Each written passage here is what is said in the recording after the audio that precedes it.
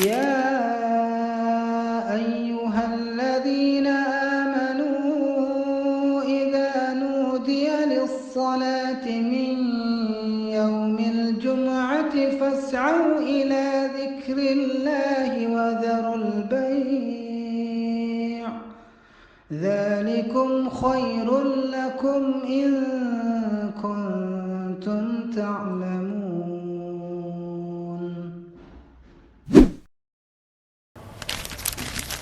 Assalamualaikum warahmatullahi wabarakatuh. Alhamdulillah rabbil alamin, nahmaduhu wa nasta'inuh wa nastaghfiruh wa na'udzu billahi min syururi anfusina wa min sayyiati a'malina. May yahdihillahu fala mudhillalah wa man yudlil fala hadiyalah. Asyhadu an la ilaha illallah wa asyhadu anna Muhammadar Rasulullah. Allahumma shalli ala sayyidina Muhammad wa ala alihi wa sahbihi sallim. Rabbi shrah li sadri wa yassir li amri wahlul 'uqdatam min lisani yafqahu qawli. Ya ayyuhalladzina amanu ittaqullaha haqqa tuqatih wa la tamutunna illa wa antum muslimun. Faqala Allah ta'ala fil Qur'anil Karim, a'udzu billahi minasyaitonir rajim. Bismillahirrahmanirrahim. Wabtaghi fima ataakallahu darul akhirah wa la tansa nasibaka minad dunya wa ahsin kama ahsanallahu ilaika wa la tabghil fasada fil ard innallaha la yuhibbul mufsidin. Shadaqallahul adzim. Hadirin sidang salat Jumat yang diberkahi Allah Subhanahu wa taala, marilah kita panjatkan puji dan syukur kepada Allah Subhanahu wa taala yang telah memberikan kepada kita berbagai nikmat, khususnya nikmat iman, nikmat Islam, nikmat sehat, sehingga bisa hadir pada siang hari ini dalam salat Jumat. Khatib bersaksi tiada Tuhan selain Allah, bahwa Muhammad adalah utusan Allah, berwasiat untuk dirinya dan untuk hadirin yang hadir. Marilah kita tingkatkan ketakwaan kita kepada Allah dengan takwa yang sebenar-benarnya takwa, dan janganlah kita mati kecuali sebagai seorang muslim. Allah Subhanahu wa taala telah mengingatkan kita dalam surat Al-Qasas ayat 77 yang tadi khatib bacakan di awal, yang artinya, dan carilah apa yang telah dianugerahkan Allah kepadamu, kebahagiaan negeri akhirat, dan janganlah kamu melupakan bagianmu dari kenikmatan dunia. Jadi kita itu oleh Islam diajarkan untuk hidup kita itu orientasinya akhirat, bukan orientasinya dunia. Sementara sekarang rasa-rasanya kita digiring, dipaksa, sepertinya tidak punya pilihan, bahwa kita ini harus mengorientasikan dunia. Sekarang anak dari TK, SD, SMP, SMA, kuliah, semuanya ceritanya adalah bagaimana supaya sukses di dunia. Bagaimana sukses di dunia itu? Tentu saja uangnya banyak. Karena ayat 77 ini di tengah-tengah cerita tentang Qarun. Qarun adalah masih saudara Nabi Musa. Karena kecerdasannya di dalam memahami Taurat dan juga berbisnis, maka Qarun ini disebutnya Al-Musawwir, yang bercahaya, karena sangat mengagumkan. Saking banyaknya harta Qarun itu, gudangnya itu penuh dengan harta, dan kuncinya itu harus dipanggul oleh belasan orang, kuncinya saja. Kalau keluar rumah itu ajudannya ribuan. Dalam tafsir Ibnu Katsir itu laki 2000, perempuan 2000. Luar biasa. Sehingga orang-orang yang menginginkan dunia itu mengatakan betapa enaknya kalau kita itu bisa seperti Qarun. Nah, hari ini kita juga seperti itu. Melihat orang yang uangnya banyak, rumahnya bagus, mobilnya mewah, investasinya di mana-mana, seolah-olah itu adalah keberhasilan kita. Seolah-olah itulah yang sukses. Kalau rajin ke masjid tidak termasuk. Rajin qiyamul lail tidak termasuk. Rajin membaca Al-Quran seolah tidak termasuk. Nah, ini yang harus kita waspadai. Sekarang seolah-olah dunia itu mengarahkan kita bahwa kalau mau sukses maka kita harus fokus, harus mengerahkan semua tenaga, waktu, pikiran kita. Kalau perlu kaki jadi kepala, kepala jadi kaki. Kalau perlu kerja keras, banting tulang, tulangnya dibanting-banting kalau perlu. Untuk apa? Untuk dunia. Apa dampaknya? Dampaknya adalah apa yang seharusnya kita lakukan tidak kita lakukan. Apa yang seharusnya tidak kita lakukan malah kita lakukan. Ketika Rasulullah ditanya, "Ya Rasulullah, apakah ibadah yang paling utama?" Kata Rasulullah, "Kamu sholat pada waktunya." Jadi nggak boleh sholat sebelum waktunya, nggak boleh. Tadi zuhur 12.05, saking semangat 12.00 nggak boleh. Sholat pada waktunya. Yang banyak terjadi apa? Kita terlambat sholat. Gara-gara rapat, gara-gara urus proyek, gara-gara bekerja dan sebagainya. Malah ada yang lupa nggak sholat. Gitu. Nauzubillah min dzalik. Apalagi setelah sholat, ibadah-ibadah yang wajib. Sebentar lagi kita masuk bulan Ramadan. Rasulullah mengajarkan agar kita berdoa diberkahi di bulan Rajab yang sudah lewat dan bulan Sya'ban. Semoga disampaikan di bulan Ramadan.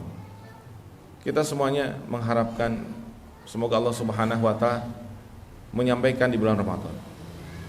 Tapi kalau orang itu orientasinya dunia, sebaliknya dia tidak berharap pada bulan Ramadan. Tidak ada harapan apa-apa di bulan Ramadan. Tidak senang sebentar lagi bulan Ramadan itu. Malah aduh nanti lemes, aduh nanti dan sebagainya.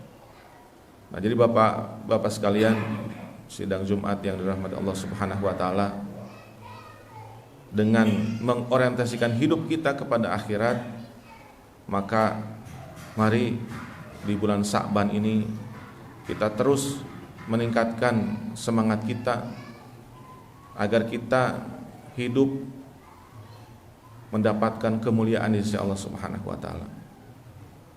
Karena berbicara tentang kehidupan di dunia ini tidak akan dah habis-habisnya. Ibarat orang minum air laut, makin diminum makin haus. Bukan hilang hausnya, tapi makin haus.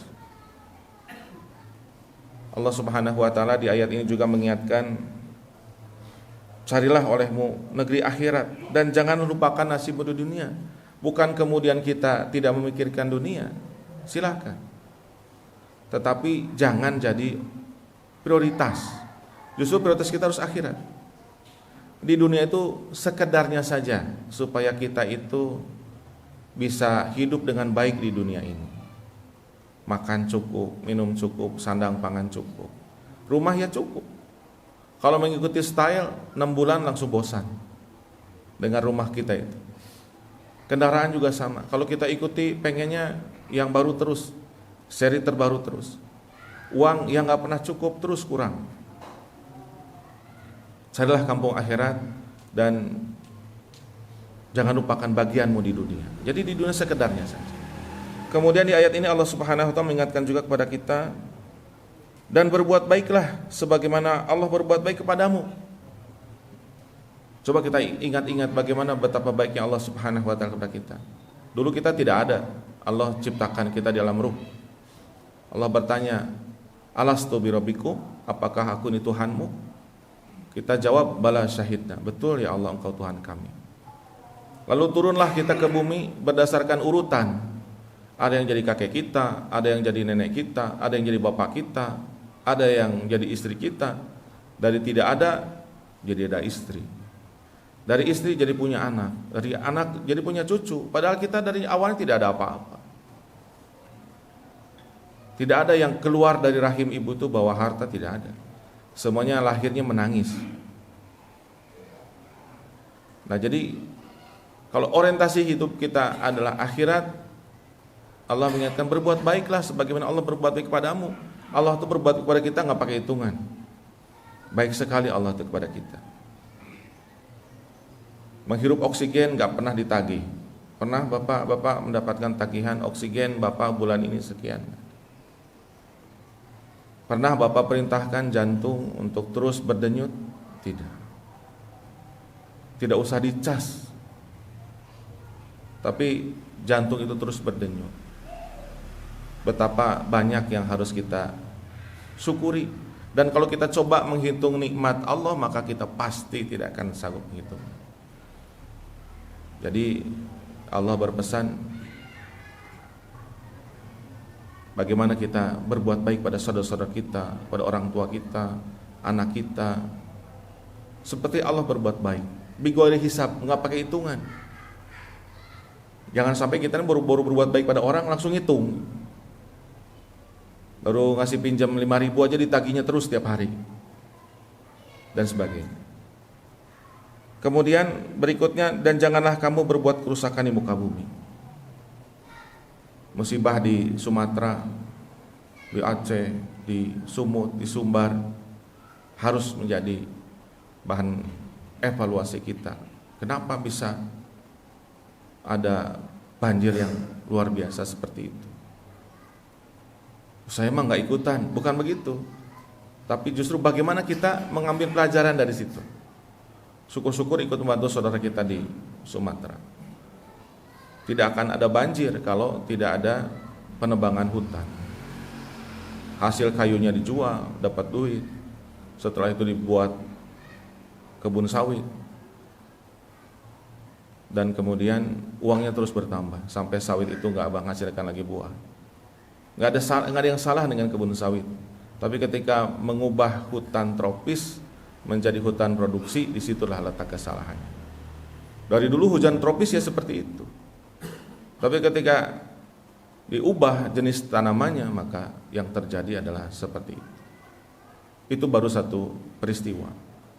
Belum peristiwa bagaimana ketika bumi mengandung barang tambang, diambil tambangnya dan kemudian rusaklah lingkungan di sekitar. Apakah memberikan manfaat kepada masyarakat sekitar? Tidak. Jadi janganlah kalian berbuat kerusakan di muka bumi. Mengapa? Karena sesungguhnya Allah tidak menyukai orang-orang yang berbuat kerusakan. Jadi jangan sampai Allah Subhanahu wa taala dari tidak ada membuat kita ada. Setelah ada bukan berbuat baik seperti Allah berbuat baik kepada kita, tapi malah melakukan kerusakan di muka bumi. Itu kerusakan secara fisik, belum kerusakan secara mental. Sekarang kaum penggerak LGBT itu yang akan diserang itu pesantren-pesantren, di mana di situ berusaha menghasilkan para ulama itu yang diserang. Dan mereka nyerangnya tidak satu orang, tapi pakai sistem. Dipaksa melalui undang-undang, ada pengarus utamaan gender, bukan pengarus utamaan keluarga. Pada Islam itu mengajarkannya pengarus utamaan keluarga, bukan pengarus utamaan gender. Kalau pengarus utamaan gender, silahkan mau jadi laki-laki atau jadi perempuan, begitu. Nah, oleh itu hadirin rahimakumullah, marilah kita sama-sama senantiasa memohon kepada Allah Subhanahu wa taala agar kita di bulan Sa'ban ini diberikan keberkahan dan Allah sampaikan kita di bulan Ramadan, dan Allah Subhanahu wa taala menjadikan kita sebagai hamba-hamba yang senantiasa mengorientasikan kehidupan kita untuk akhirat. Aqulu qouli hadza wa astaghfirullah li wa lakum.